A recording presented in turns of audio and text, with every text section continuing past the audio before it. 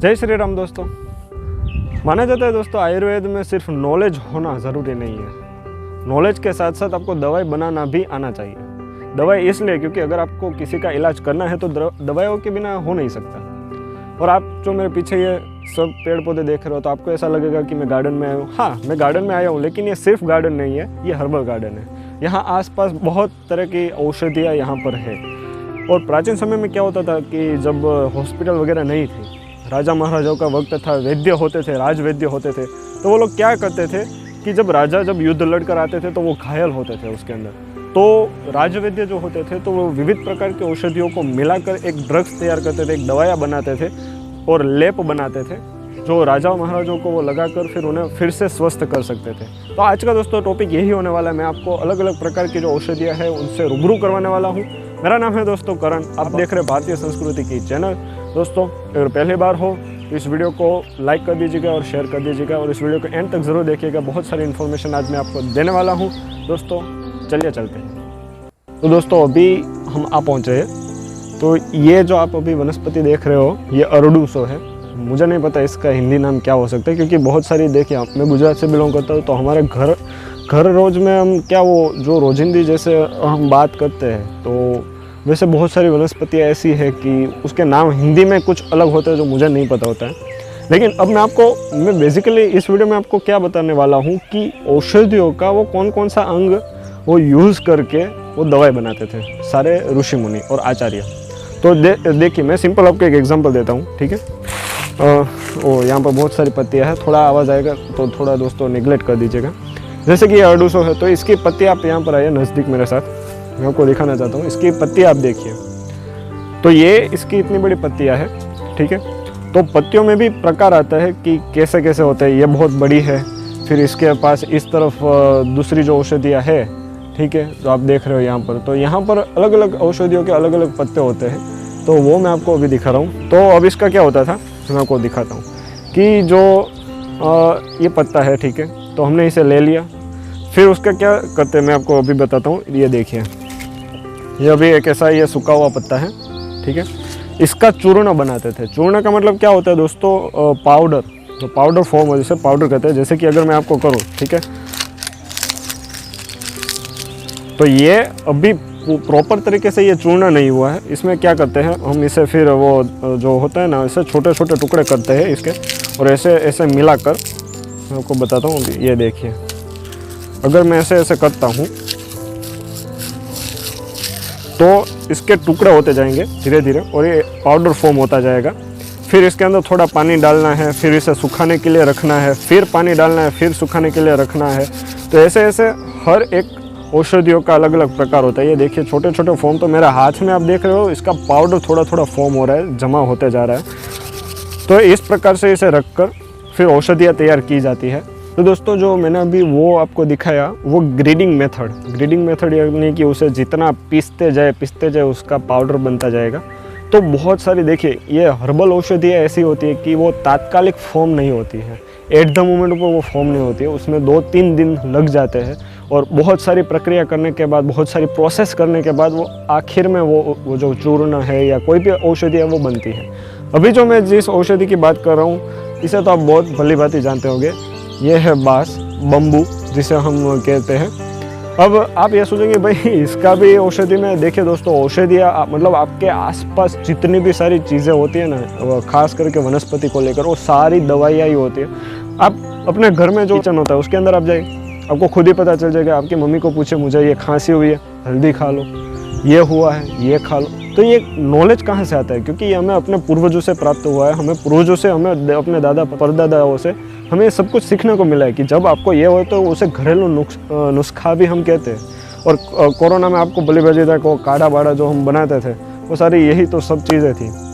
अब इसका जो मेन यूज़ है वो मैं आपको बताना चाहता हूँ कि इंडियन जो फ्लूट होती है, बांसुरी जिसे हम कहते हैं, तो वो इसी से फॉर्म होती है और बहुत ही सुरीली होती है। मुझे बजाना नहीं आता, थोड़ा अफसोस है, लेकिन कोई बात नहीं, हम सीखेंगे कभी ना कभी। तो इसका ज़्यादा इस्तेमाल मुझे नहीं पता है कि क्या होता है। 2-3 इसका इस्तेमाल कुछ आग जलाने में भी होता है कि इसके अंदर आप वो छोटा सा उसे काट दो, फिर ऐसे घिसते जाओ तो इससे आग भी फॉर्म हो सकती है। तो ये भी एक है, और भी यहाँ बहुत सारी औषधियाँ हैं, मैं आपको गिनाते गिनाते थक जाऊँगा। लेकिन बेसिकली मेरा इस वीडियो का मोटिव ये है कि हम और कौन कौन से तरीक़ों से हम इस्तेमाल कर सकते हैं।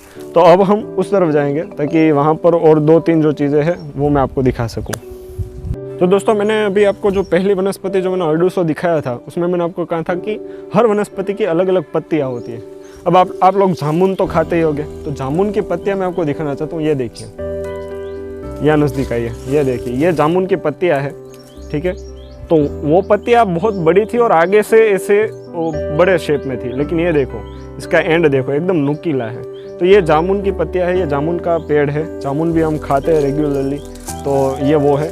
अब बहुत सारी ऐसी औषधियाँ होती है जिसका ये जो रूट होता है, ये रूट काफ़ी काम में आता है। इन रूट का भी चूर्ण बनाते हैं हम, और इसका जो पानी है वो भी काफ़ी अच्छा होता है। लेकिन मैं ये नहीं कह रहा हूँ कि यही पर्टिकुलर पेड़ का, बहुत सारे ऐसे औषधियाँ होती है, उसके जो रूट होते हैं वो काफ़ी काम में आते हैं। तो अब हम इस तरफ चलते हैं। तो दोस्तों, अब जो मेरे पीछे आप ये पेड़ देख रहे हो, ये हम सबका सबसे चहीता पेड़ है।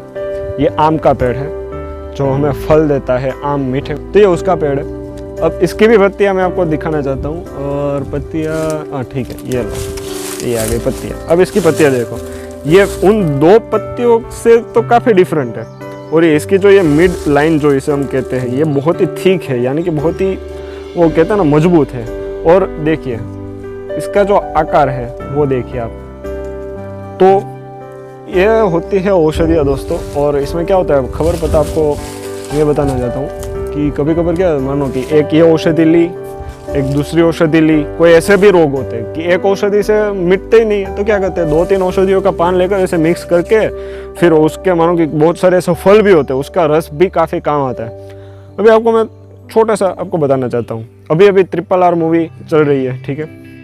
तो एक सीन आता है जहाँ पर रामचरण शरण को वो सांप काट लेता है हाथ में, जिसका इलाज उन गुरुओं के पास नहीं होता। तो हमारे जूनियर NTR सर कुछ औषधियाँ मिलाकर, उसमें अगर ध्यान से सुना हो तो धतूरा, जिसकी बांग सबसे ज़्यादा चहीती है इस पूरे देश में, उसका कुछ रस मिलाकर उन्हें वो पिलाते हैं। और वो कहते हैं ना, गरम गरम कोलसा लेकर आओ, कोयला लेकर आओ। तो वो सब औषधि ही है, और वो एक सारी प्रक्रिया होती है। हम ऐसे ही मानो कि ऐसे खा कर ऐसे दे नहीं सकते, तो इसकी आड़ असर भी होती है, साइड इफ़ेक्ट भी होते हैं। तो हमें आयुर्वेद में वो भी सिखाया जाता है कि हमें कौन सी औषधि कौन से मात्रा में किस फॉर्म में हमें देनी होती है। तो यही, और हर कोई भी आप देखो, प्राचीन समय में क्या होता था, सारे जो ऋषि मुनि थे ऐसे वन में जाते थे, इन सभी औषधियों का वो देखते थे। ओके, ये आम का पेड़ है, ऐसा है, ठीक है, इस पर फल आते हैं आम, इसका क्या इस्तेमाल हम कर सकते हैं। तो वो सब कुछ उन्होंने ग्रंथ में लिखा है। लेकिन दोस्तों, जब अंग्रेज़ों ने 200 साल तक राज किया हमारे देश में, तो वो सारे जो ग्रंथ वगैरह थे वो नष्ट कर दिए। तो बहुत ही कम अभी नॉलेज आयुर्वेद में, लेकिन जितना भी नॉलेज है हम दोस्तों उतने में भी खुश है, और हम आप तक पहुंचाने में खुश है। और आप समझेंगे कि नहीं, हमारे देश की सभ्यता संस्कृति मानो कि दोस्तों कितनी अच्छी थी। अरे दोस्तों, आगे चलते हैं। तो दोस्तों, हमने ज़्यादातर जो मैंने अभी आपको औषधियाँ दिखाई, तो वो पेड़ फॉर्म में थी, यानी कि वो बड़े बड़े उसके पेड़ होते हैं। लेकिन हर औषधियों का पेड़ होना ज़रूरी नहीं है। तो कुछ ऐसी औषधियाँ होती है जिसकी खेती की जाती है, जिसके छोटे छोटे पौधे होते हैं। मैं आपको दिखाता हूँ, देखिए अभी जो आप ये देख रहे हो, ठीक है, तो ये भी औषधि है। और इसके ये देखो, ये इसके वो फूल है, काफ़ी अच्छे हैं और काफ़ी खूबसूरत है फूल, पर्पल कलर के हैं और काफ़ी अच्छी खुशबू भी आती है इसके अंदर से। और गांव की भाषा में गुजरात में इसे रजको कहा जाता है, हिंदी में मुझे नहीं पता। अगर आपको पता है तो कमेंट सेक्शन में ज़रूर मुझे बताइएगा। तो दोस्तों, मुझे लगता है कि यहाँ पर बहुत सारी औषधियाँ, लेकिन कुछ ऐसी है जो अभी गर्मी की सीज़न की वजह से अच्छी तरीके से नहीं अभी दिख पा रही है, और काफ़ी कुछ है वो सूख भी गई है। तो देखिए, एक यहाँ गुलमोहर का था, लेकिन वो पेड़ कुछ, देखिए यहाँ पर आपको दिखाता हूँ, अभी आई है, ये देखिए यहाँ आई है, इस तरफ आई है, इस तरफ मेरे पास। इस पेड़ को काटा था क्योंकि वो हो सकता है सड़ गया होगा, लेकिन देखिए यहाँ से फिर से वो इसका जो छोड़ है वो फिर से उगने लगा है। और ये देखिए, तो फिर से यहाँ से वो उगने लगा। और यहाँ पर ये जो देख रहे हैं ना, ये गुंदर है, ये जो ये जो आप देख रहे हैं ये गुंदर है, मैं आपको दिखाता हूँ, ये गुंदर है देखिए। तो ये पूरा वो गम टाइप होता है, चिपका चिपका सा ऐसा होता है जो कुदरती है, ये पेड़ पौधों से मिलता है। तो आज के लिए दोस्तों इस वीडियो में सिर्फ मैं इतना ही रखना चाहता हूँ। मेरा बेसिक जो आज का जो इंटेंस था वो मैं आपको यही था कि आप जानें ड्रग्स के बारे में कि आखिर आयुर्वेदिक ड्रग्स किस तरीके से बनती है। बहुत सारी मेथड होती है। कुछ ड्रग्स जो है वो ज़मीन के अंदर उसे आग देकर तपाया जाता है फिर बनाया जाता है।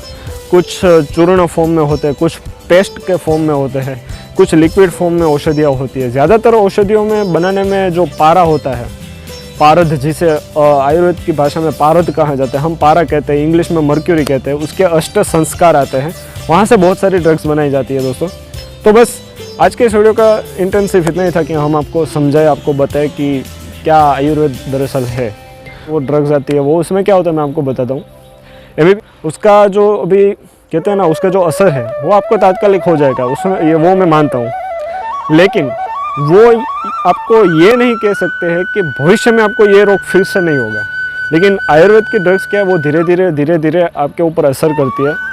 वक्त लगता है वो मैं भी मानता हूँ, लेकिन इतना सटीक उसका असर होता है कि वो फिर से कभी डिसीज़ या कोई भी रोग आपके शरीर के अंदर वो कभी नहीं होने देती। इसीलिए आयुर्वेद के जो मेन उद्देश्य है, प्रयोजनम चास्य स्वस्थस्य स्वास्थ्य रक्षणम, जो इंसान स्वस्थ है उसे कैसे उसकी लाइफस्टाइल को और ज़्यादा हेल्दी रखा जाए, ये आयुर्वेद का पहला मोटिव है। दूसरा मोटिव तो कॉमन ही होता है कि जो डिसीज़ वाला जो इंसान है, जो पेशेंट है, उसे कैसे हम बचाएं।